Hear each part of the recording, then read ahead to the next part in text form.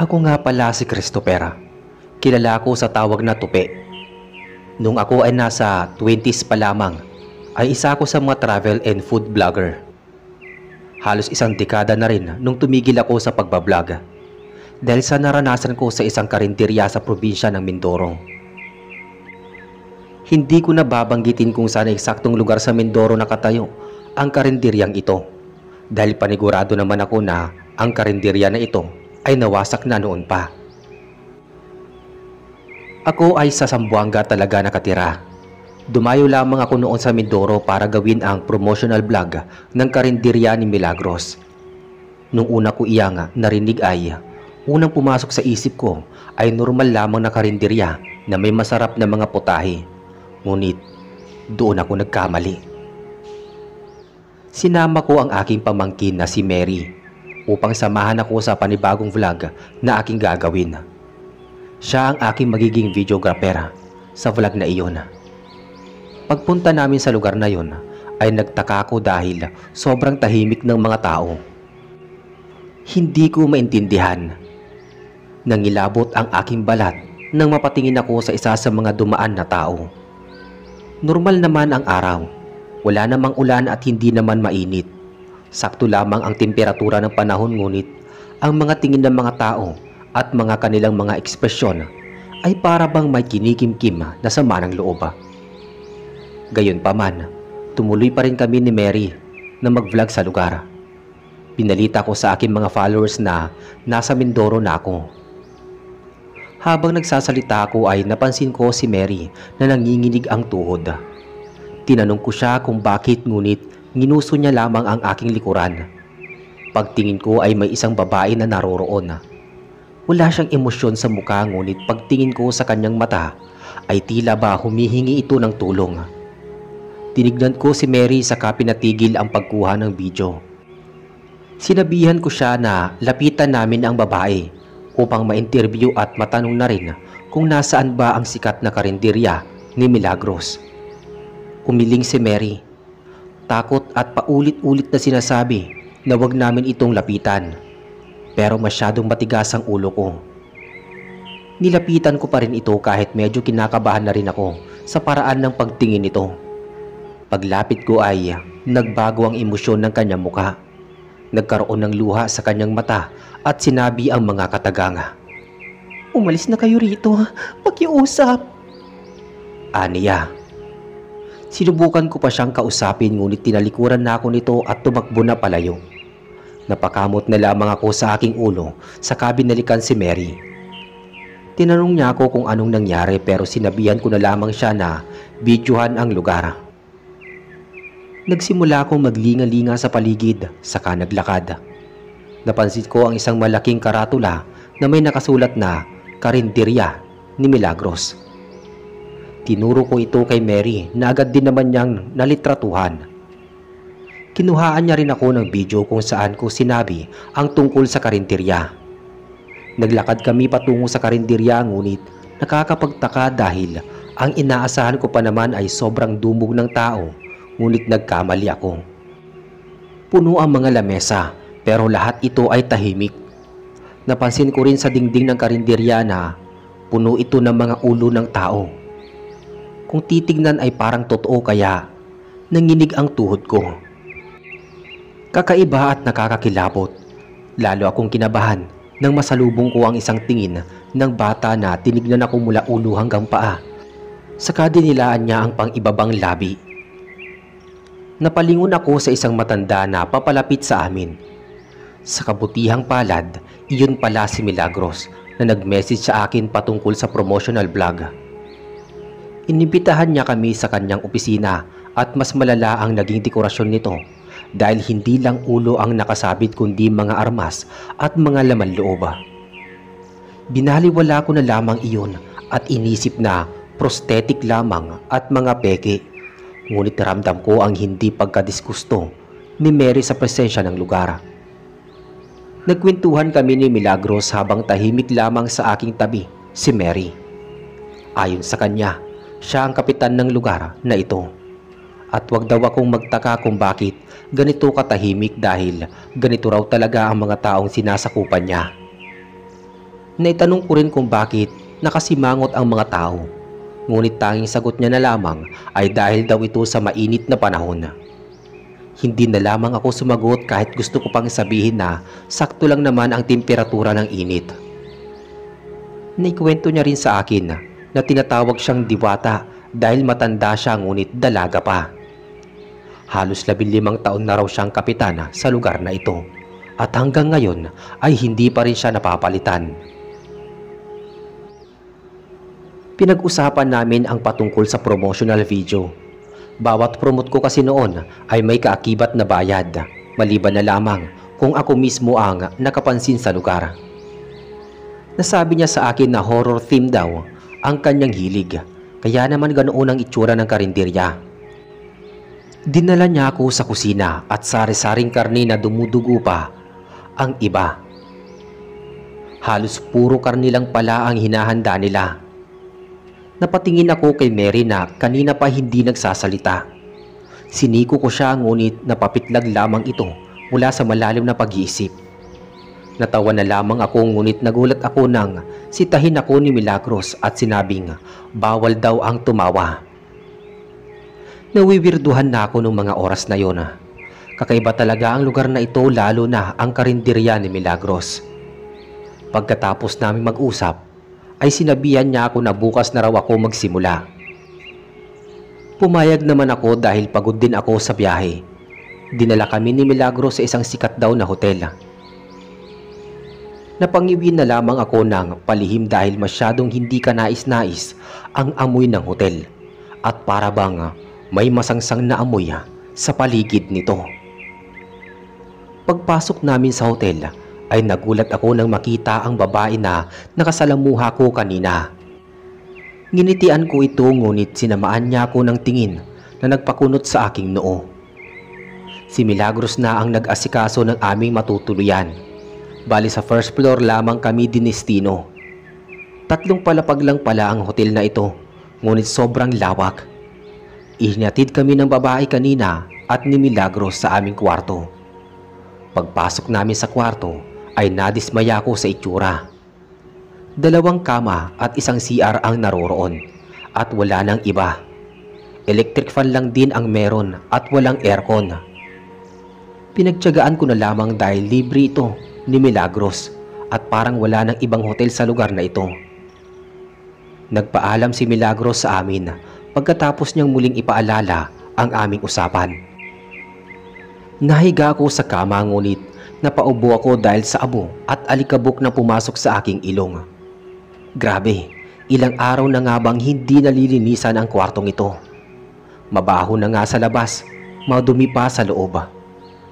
Pagtingin ko kay Mary ay nagulat ako nang umiyak ito. Tinanong ko siya kung bakit at nanindigan ng aking balahibo sa sinabi niya. Tito, kanina sa kusina ni Milagros, nakita ko sa isang kwarto may kinakatay na tao.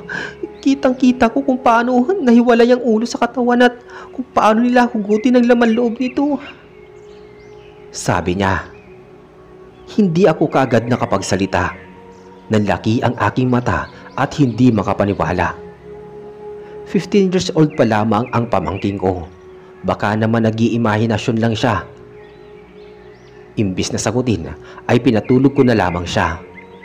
Hindi ko na rin masyadong inisip ang sinabi niya dahil baka na malikmata lamang si Mary o kaya naman kung ano-ano na naman ang nai-imagine niya dahil sa naabutan naming katahimikan. Muli akong nahiga sa kama at napabuntong hininga. Pasimple akong nagdasal sa Panginoon na iligtas kami kung sakaling may kapahamakan. Kinabukasan, ako ang unang nagising sa aming dalawa ni Mary. Tinignan ko ang aking gawain na nakalista ngayon sa aking telepono. Isa-isa kong binasa ang mga dapat kong gawin. Ang pinakauna doon ay puntahan ang karinderya ni Milagros upang tumikim ng mga putahe. Ang napag-usapan kasi namin ay 5 days na promotion vlog. Sa unang araw nga ay ang pag-i-introduce ng karinderya niya na ginawa ko na kahapon at ngayong araw ay ang pagtikim sa kanyang pagkain. Sa katunayan ay dapat isang araw ko lamang gagawin ito upang makapaglibot din ako sa Mindoro. Pero hindi ko alam kung ano mang rason ni Milagros at inalok ako ng 5 araw na pagpo-promote. Mas maganda raw iyon dahil makakagawa kami ng activity sa karinderya na magpapainganyo sa aking followers na puntahan ang karinderya. Pagkatapos kong suriin ang aking gagawin ay ginising ko na muna si Mary bago ako nag-ayos ng sarili. Pinagtiyagaan ko na lamang ang CR kahit para bang may dugo na nakadikit sa dingding at madumi pa ang inidoro. Pagkatapos kong mag-ayos ay nagpaalam ako kay Mary na naghahanda pa lamang ng susuotin. Lumabas ako ng kwarto upang maglibot sa hotel. Paglabas ko ay nakasalubong ko ang babae. Nagkatitigan kami at nagulat na lamang ako sa bigla niya akong hilahin papunta sa isang kwarto. Nanindigan ng aking balahibo at agad na kinabahan. Hindi ko ito kilala at nakapagtataka na dinala niya ako sa isang kwarto na kami lang dalawa. Tumingin siya sa akin na may seryosong muka saka sinabi ang mga katagang lalong nagpadagundong ng aking dibdib. Mali itong pinasok ninyo. Tumakas na kayo habang hindi pa nagkakaroon ng senyas ang kapitan. Pakiusap. Huwag mo nang hintayin na may mangyari pang masama sa inyo. Aniya, hindi kita maintindihan. Ano bang sinasabi mo? Sabi ko naman. Basta umalis na kayo. May diin at seryoso na sabi niya bago binuksan ang pinto at naunang lumabas ng kwarto. Nilapat ko ang aking palad sa dibdib saka huminga ng malalim. Pinakalma ko muna ang aking sarili bago lumabas ng kwarto. Ngunit laking gulat ko nang pagbukas ko ay itsura ni Milagros ang aking nakita. Tinaasan niya ako ng kilay at tinanong kung anong ginagawa ko sa abandonadong kwartong ito. Nagpalusot na lamang ako at pilit na binago ang topic. Habang nag-uusap kami sa lounge area ay napapansin ko ang panakanakang tingin sa akin ng babae. Kapag nagkakasalubong ang aming mga mata ay umiiling siya saka sinesenyasan na parabang puputulin ng ulo at inginunguso niya si Milagros. Nakakakilabot at nakakawirdo ang pakiramdam ko noong mga oras na yon. Hindi ko na nga masyadong napapakinggan ang mga kinukwento ni Milagros dahil sa babaeng yon. Nagpaalam muna ako saglit kay Milagros na tatawagin si Mary upang masimulan na ang aming vlog. Pumasok ako sa kwarto namin. Mahina akong natawa nang mapansin ang maraming kalamansi sa kama. Pero ang nakapagtataka ay hindi tumawa si Mary. Bagkus ay sinilid niya ito sa kanyang shoulder bag saka niyaya na akong lumabas pero bago pa man kami makita ni Milagros ay binulong sa akin ni Mary na wag ko raw dadamihan ang pagkain. Kung may posibilidad nga raw ay magkunwari na lang daw akong kumain saka paglabas daw namin ay iluwa ko na at tinawanan ko lang siya sa sinabi niyang iyon. Pero talagang siya ay seryoso. Hindi ko na lamang iyon masyadong pinagtuunan ng pansin dahil baka dahil lang iyon sa mga fantasy drama na pinapanood ng aking pamangkin. Maya-maya pa nagtungo kami kay Milagros na matyaga kaming hinihintay sa hotel lounge. Nagpatuloy si Milagros sa pagkukwento sa akin patungkol sa lugar nila habang naglalakad kami patungo sa kanyang karinderya. May mga nakakasalubong kami mga tao at niyuyukuan nito si Milagros. Pero pagtingin sa amin ay sinasamaan kami nito ng tingin. Nagkatinginan na lamang kami ni Mary dahil sa approach ng mga tao rito. Hindi man lang sila friendly at mabait sapagkat nagmumukha silang masungit at walang modo. Pagdating namin sa karinderya ay sakto namang kumalam ang aking sikmura. Narinig iyon ni Milagros kaya naman pinaupo niya kami at siya na raw ang bahalang magdala ng aming makakain. Sinet up muna namin ni Mary ang kamera bago naupo. Napansin ko nga nilabas ni Mary ang kalamansi. Inalok niya ako pero tinanggihan ko ito dahil hindi naman ako mahilig sa kalamansi. Ilang minuto rin ang aming hinintay bago dumating ang mga iba't ibang putahe. Isa-isa ko itong nilitratuhan at binidyohan. Naupo naman sa harap namin si Milagros upang tignan ang aming magiging reaksyon at ang posibilidad na sasabihin. Siniko ko si Mary na kanina pa tahimik ngunit hindi pa rin ito umiimik. Nahihiya na ako para sa kanya dahil kinakausap siya ni Milagros pero hindi siya umiimik. Akmang sisimulan ko na sana ang pagsubo ng karne nang biglang hinampas ni Milagros ang mesa. Nangunot ang noo ko at uminit ang ulo dahil isa sa pinakaayaw ko ay ang nagdadabog habang kumakain. Kinuha ni Milagros ang kalamansi sa kamay ni Mary na akma na sanang ilalagay sa putahe na nasa kanyang plato. Sinabi nito na hindi raw magiging masarap ang aming kinakain kung lalagyan pa ng dagdag pampalasa. Sinabihan ko na lamang si Mary na itago ang kalamansi. Nung mga oras na iyon ay medyo nawala ko sa mood dahil sa inasal ni Milagros. Naging maayos ang panlasa namin. Inaamin kong masasarap ang mga putahe at worth it naman siyang i-promote. Pero nung kami ay nasa kalagitnaan ay umalis si Milagros. Nangunot ang aking noo nang mabilis na kumuha ng kalamansi si Mary sa kanyang bag. Saka nilagyan ng katas ng kalamansi ang mga karne na sa kanyang plato. Pinagalitan ko siya dahil sa tigas ng kanyang ulo. Gayon na pagsabihan na siya kanina pero hindi siya nagsalita. Natulala siya sa pagkain at nanlaki ang mata. Nang tignan ko naman ang plato niya ay wala namang problema sa kinakain niya. Pagdating ni Milagros ay sinabi ko sa kanya ang aking komento sa pagkain. Tuwang-tuwa naman siya dahil maganda ang naging comment ko. Ngunit nagulat ako nang magsuka si Mary. Ang mas kinagulat ko pa ay dugo ito. Sa isang iglap ay naramdaman ko ang tinginan ng mga taong kumakain din sa karinderya. Pagtingin ko sa kanila ay unti-unti silang lumalapit habang naglalaway. Nagtaka ako sa inasal nila pero mas inuna ko si Mary na tuluyan na ngang nahimatay. Pinakausapan ko si Milagros na uuwi muna kami ni Mary sa hotel upang makapagpahinga siya. Pumayag naman siya at agad na kaming itinaboy paalis. Nilingon ko pa si Milagros at nakita ko kung paano siya samaan ng tingin at pagsabihan ang mga tao na naroroon. Hindi ko narinig ang sinasabi nila pero sa hindi malamang dahilan ay kinilabutan ako. Pagdating namin sa hotel ay wala man lang tao roon. Dumiretso na lamang ako sa aming kwarto sa kanila pag si Mary.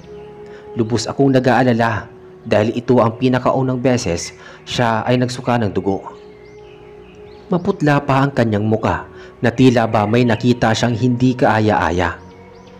Sa buong maghapon ay hindi ko iniwan si Mary. Wala pa rin kasi itong malay at wala din daw doktor sa bayan nila. Nang tanungin ko si Milagros na bumisita sa amin. Nakakapagtaka nga dahil ito lang ata ang bayan na walang doktor. Walang sasakyan, tahimik at may mga weirdong tao.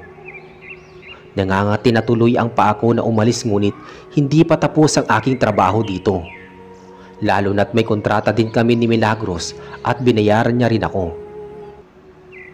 Bandang 6:00 ng gabi nang magising si Mary. Agad ko siyang dinaluhan ngunit tulala lamang ito pero maya-maya ay titingin sa akin at ibubuka ang bibig na tila ba may sasabihin. Tinanong ko naman siya kung anong nangyari sa kanya, ngunit pare-pareho lamang ang sagot niya. Siya raw ay may nakitang kakaiba sa pagsuka sa kanya. Pero hindi niya raw inaasahan na dugo ang isusuka niya. Napabuntong hininga na lamang ako at medyo nagsisi dahil isinama ko pa siya sa trabaho kong ito. Pinahinga ko na lamang ulit si Mary pagkatapos kong pakainin ng noodles. Inaalok ko sana siya ng karne na hinatid ni Milagros, ngunit ayaw niya. Sinabihan niya pa akong itapon ko raw dahil hindi raw ito pagkain ng tao. Pakiramdam ko tuloy ay nalulunod na si Mary sa kanyang mga imahinasyon at kung ano-ano ng bagay ang kanyang iniisip.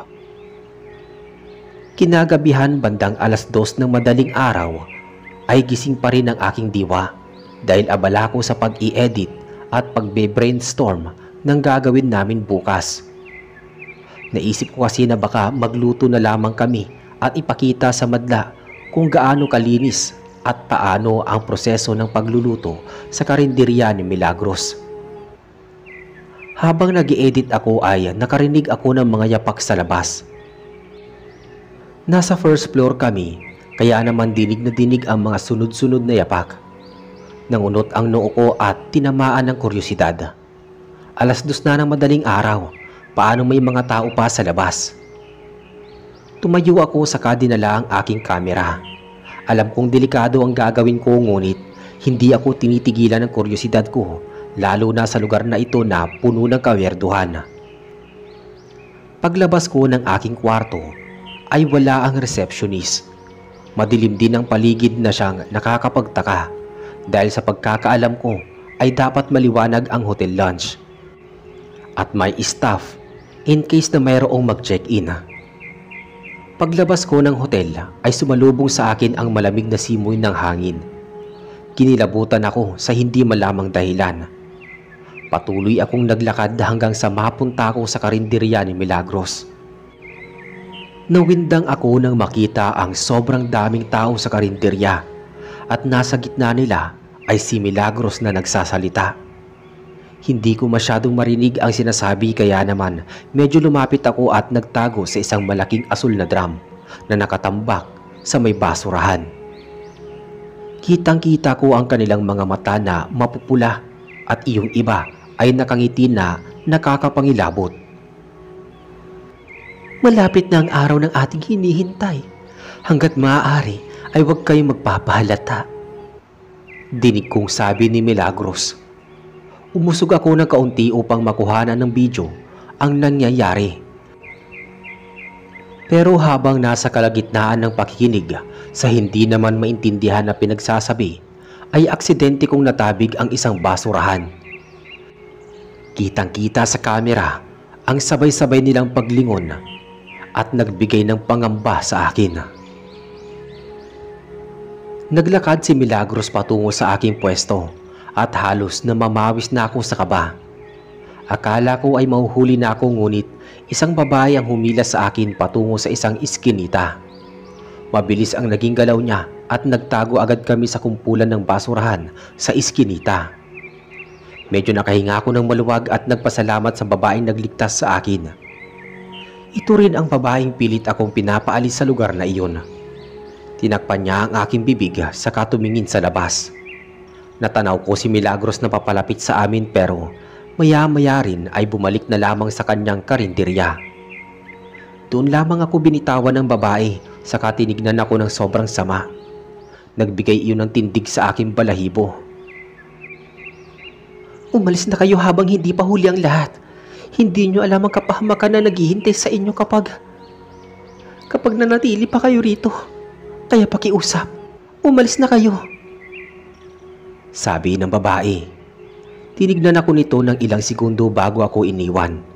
Napahawak ako sa aking dibdib. Nagdadalawang isip ako kung susundin ko ba ang babae o mananatili lamang ako rito upang tapusin ang aking trabaho. Maya-maya pa bumalik na lamang ako sa hotel, imbis na makinig muli sa kung ano man na pinag-uusapan sa karinderya. Pagpasok ko sa hotel ay nagulat ako dahil nakita ko si Mary na papasok pa lang ng aming kwarto. Agad ko siyang tinawag at tinanong kung saan siya galing, pero ilang segundo bago siya sumagot. Sinabi niya na hinahanap niya ako, pero alam kong siya ay nagsisinungaling dahil hindi siya makatingin sa aking mga mata. Hindi ko na lamang tinanong muli si Mary at pumasok na lamang kami sa kwarto. Nilak ko ang pinto pati na rin ang mga bintana. Kinakabahan at nanginginig ang aking kalamnan dahil sa aking naranasan ngayong gabi. Imbis na ipagpatuloy ang pag-i-edit sa mga video, ay mas pinili ko na lamang na magpahinga. Sa pangatlong araw na pananatili ko sa bayan na ito, ay nag-iba na ang aking pakiramdam magmula nung mangyari ang kagabi. Kagaya kahapon ay sinundo kami ni Milagros upang masimulan muli ang aming vlog. Hindi ko na sana isasama si Mary, pero pinilit niya ako, kaya pinayagan ko na lamang. Nais ko sanang itanong ang patungkol sa nakita ko kaninang madaling araw kay Milagros, pero sa tuwing tatangkain ko ay pumapasok sa isip ko ang mga sinasabi ng babaeng nakasalamuha ko at ang mga masasama niyang tingin. Sa huli, napagdesisyonan ko na lamang na wag na itong sabihin kahit kanino. Kitchen vlog ang aking gagawin. Kaya naman pinasuot kami ni Milagros ng apron, hairnet at gloves. Si Mary ang kumukuha ng video, samantalang ako naman ang tumutulong kay Milagros. Habang hinihiwa ko ang mga karne, ay napapansin ko ang kakaibang mga texture ng karneng ito. Bukod pa rito ay may dugo pa ang karne at tila ba galing lamang sa bagong katay na hayop. Nung tinanong ko si Milagros, ay galing daw ito sa ibang bansa pero hindi nakaligtas sa akin ang pagniwi ni Mary na tila ba pinapahiwatig na nagsisinungaling ang matandang dalaga. Halos 3 oras din kami nag-shoot para sa pagluluto ng iba't ibang putahe. Nang matapos kami ay nagpaalam saglit si Mary upang magbanyo. Itinuro niya naman ang isang kwarto kaya naman nagtungo ako rito, ngunit napahinto ako dahil sa isang masangsang na amoy na nasalubong sa akin. Sinilip ko ang pinto at nakita ko ang isang tao na nakahiga ito. May isang tila doktor na inooperahan ito sa dibdib. Napangiwi na lamang ako at ang mang-aalis na nang makita ko kung paano kunin ng doktor ang sundang at pinutol ang ulo ng taong nakahiga. Halos magimbal ako sa gulat at magsitayuan ang aking balahibo sa aking nasaksihan. Napatayo ako at umatras ang ihi ko. Bumalik ako sa kusina na tulala at hindi mapakali. Bumaba ang tingin ko sa mga karne at nasuka na lamang dahil sa pumasok sa isip ko. Baka kasi ang karne na inihahain sa amin ni Mary ay karne ng tao. At kaya nasuka si Mary ay dahil nalaman niya na hindi karne ng hayop ang isiserve sa mga customer. Agad akong nataranta sa isiping iyon. Ang tangi nasa isip ko na lamang nung mga oras na iyon ay makaalis sa lugar na ito. Una pa lang ay pakiramdam ko ay may hindi tama sa lugar na ito at ngayon ay lubos akong nagsisisi na hindi ako nakinig sa babae at kay Mary. Pinatagal ko pa ang pananatili sa delikadong lugar na ito. Yun ang pagkakamali ko. Inaya ko si Mary na lumabas ngunit napansin kami ni Milagros. Tinanong niya ako kung saan kami pupunta at nagpalusot na lamang na babalik sa hotel upang magbihis. Sa kabutihang palad ay pumayag si Milagros. Agad kong hinila si Mary patungo sa hotel. Pagpasok namin sa kwarto ay nilak ko ang pinto sakay hinawakan ang balikat ni Mary. Sinabihan ko siya na mag-impake at ayusin na ang mga gamit dahil aalis na kami. Hindi ko na kaya pang magtagal sa lugar na iyon pagkatapos ng nakita ko. Isa lamang ang nasa isip ko. Aswang ang mga tao rito at laman loob ng tao ang pinuputahi ng karinderya. Nangilabot pa ako na isipin na baka kami ni Mary ang balak na katayin kaya pilit kami pinapatagal dito ni Milagros. Habang nag-iimpake ay ikinuwento sa akin ni Mary ang patungkol sa kanyang naramdaman nung una pa lamang na pagpunta namin. Kinabahan na raw agad siya sa atmosfera na ibinibigay ng lugar. Napansin niya rin daw agad ang babae na iyon pala ay ang layunin ay paalisin at iligtas kami sa mga aswang na naninirahan dito. Nung araw daw na nagsushoot kami sa video para sa taste testing ay nilagyan niya raw ng kalamansi ang putahe upang malaman ang tunay na itsura nito. Nabasa raw kasi noon ni Mary na ang kalamansi daw ang susi upang makita ang totoong anyo ng mga pagkain na binabalat kayo. Nakita niya raw na ang pagkain na ninanamnam ko sa harap ay laman loob at mata ng isang tao. Kaya raw siya nasuka pero ang pagsuka niya ng dugo ay hindi pa rin daw niya mapaliwanag kung bakit. Ang hula ko naman dito ay baka ginamitan siya ng kapangyarihan ng mga aswang na naroroon dahil napansin ko rin kung paano sila maglaway na nakita nilang dumugo ang bunganga ni Mary. Nakakadiri mang pakinggan, ngunit nakakakilabot na maranasan. Ayon din kay Mary, ay nung unang araw pa lamang ay alam na niya na agad na tao ang pinuputahi dahil nakita niya raw mismo kung paano patayin at pugutan ng ulo ang isang tao sa parehong kwarto na pinuntahan ko. Nais niya raw sabihin sa akin pero hindi raw ako nakikinig. Inaamin ko naman iyon sapagkat iniisip ko kasi na baka sanhilang iyon ng kanyang malawak na imahinasyon na lingid sa kaalaman ko na nangyayari na pala sa realidad. Nagpapasalamat pa rin ako kahit papaano dahil hindi ako tumuloy pumasok sa kwartong iyon.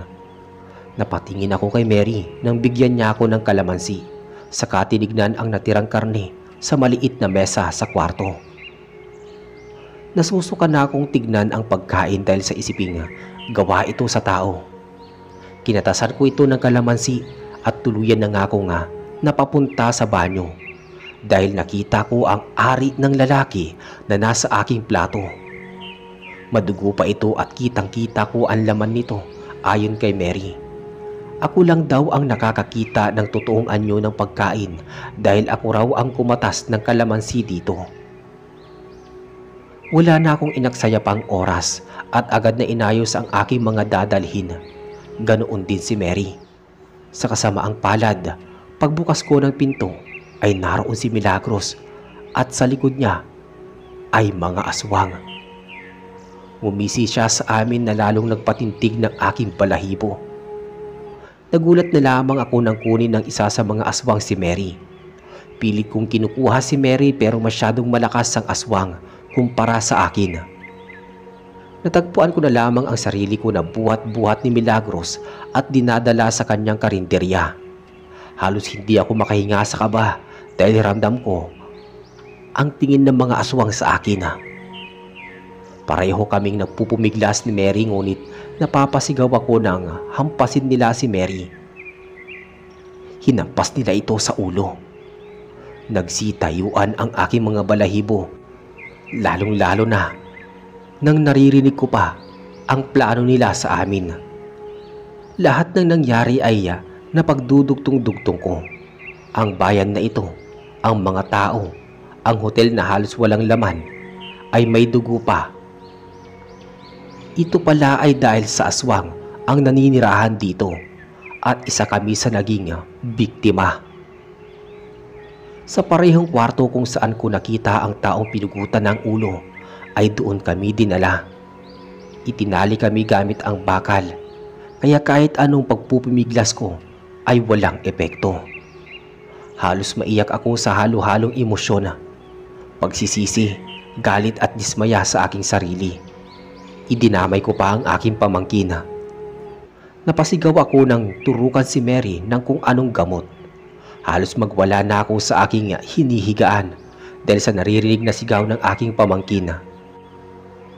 Tinakpan ang bibig ni Mary at sinabunutan pa ito. Pagkatapos ay ako naman ang pinagtuunan nila ng pansin. Tinurukan din ako ng kung anong kimikal na nagpalambot sa aking katawan. Pakiramdam ko'y nangihina ako at hindi makahinga.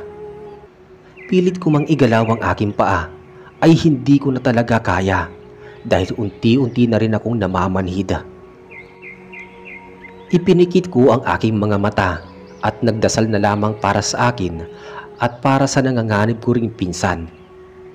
Akala ko ng mga oras na iyon ay katapusan na namin pero sa awa ng Diyos ay may isang babaeng pumasok sa kwarto at isa-isang sinabuyan ng holy water ang mga aswang. Ito ang babaeng pilit akong binabalaan. Mabilis niya lang kami napakawalan mula sa mga bakal na tali. Nangihina na si Mary kaya naman binuhat ko na ito kahit halos matumba na rin ako sa panghihina para lamang makaalis na kami sa lugar na iyon.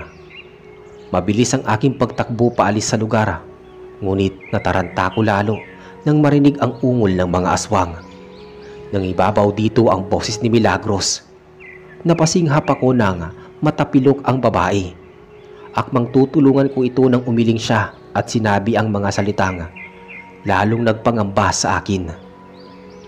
"Umalis na kayo. Iligtas niyo ang sarili ninyo. Pakiusap." Sabi niya. Hindi ko na alam ang gagawin ko noong mga oras na yon. Hindi na makatayo ang babae dahil malakas ang pagkakatapilok niya.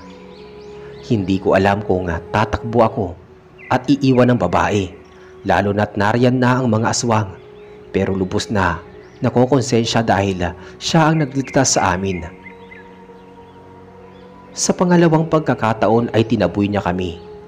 Malapit na ang mga aswang kaya wala na akong nagawa kundi ang iwan ito. Naluha na lamang ako nang makita kung paano siya lapain at pag-agawan ng mga aswang. Pagtingin ko kay Milagros ay ngumisi ito, saka sinabi ang kataganga. Nagpagulo sa akin. "I-promote mo ang karinderya ko ha?" Aniya, saka nakigulo na rin sa ibang aswang. Nakatakas kami sa lugar na iyon pero puno ng puot at konsensya ang aking puso. Sumakay kami sa isang bus na dumaan na dinala rin kami sa ospital. Wala akong dalang ibang gamit maliban sa pera at kamera na nakasabit sa aking leeg. Agad kong tinawagan ang pamilya ni Mary at gaya ng inaasahan ay nagalit sila sa akin. Nakomatos si Mary ng halos 1 taon. Naging dahilan iyon para lumipat ng bahay ang ate ko at si Mary sa anak niya. 1 linggo pagkatapos ng karanasan ay binalikan ko ang lugar kasama ang pari at iba pang eksperto. Pero isa na lamang nagubat ang bayan, ngunit sa gitna nito ay ang babae na ulo na lamang ang natira at katawan na wala ng laman loob. Naiwan din ang gamit namin ni Mary na hindi namin nadala noong iniligtas ang sarili mula sa aswang. Bumalik ako sa Zamboanga noon na sobrang pagkakakonsensya. Napag-alaman ko rin na ang babaeng iyon ay isa pa lang paranormal vlogger na na-stuck sa bayan na iyon dahil sa nais na maghiganti. Halos 1 dekada na ang lumipas pero hindi ko pa rin makalimutan ang pangyayari. Sa tuwing naiisip ko ang karanasan na iyon ay hindi pa rin ako mapakali, lalo na't may namatay. Iyon din kasi ang naging dahilan kung bakit iniwasan ako ni ate at kung bakit naging baliw si Mary. Hanggang ngayon ay hindi pa rin kami nagpapansinan ni ate at wala na rin akong balita kay Mary. Nais ko sanang kamustahin sila pero natatakot ako sa magiging reaksyon ng aking pamangkin. Dito na lamang po natatapos ang aking kwento. Hanggat maaari ay hindi ko ito nais pang balikan ang pangyayaring ito. Kaya naman, hindi ko na pinost ang mga video at dinilit ko na lamang ito ng tuluyan. Pati yung YouTube channel ko ay dinilit ko na rin para sa katahimikan ng aking isipan. Nais ko itong kalimutan na tipong walang bakas na maiwan.